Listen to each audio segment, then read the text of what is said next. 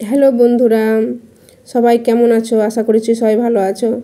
এই যে সকাল সকাল উঠে গেছি আমি।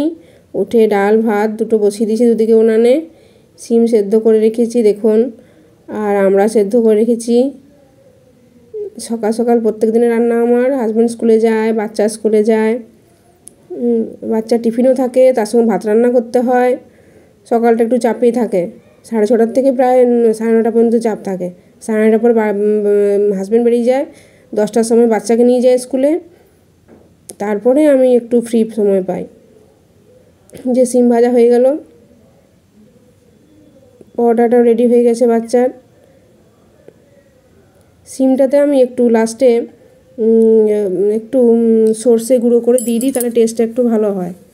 এরপর হয়ে গেল মাছের ঝোল। সবার শেষে আমি মাছের ঝোলটা করতে পছন্দ করি, কারণ ওই কড়াটাতে অন্য কিছু করা যায় না, তো মাছের ঝোল হয়ে গেলে।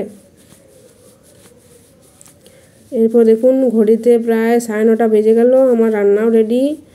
এবারে আমার হাজব্যান্ড খেতে বসবে, দিয়ে স্কুলে যাবে। Bye bye.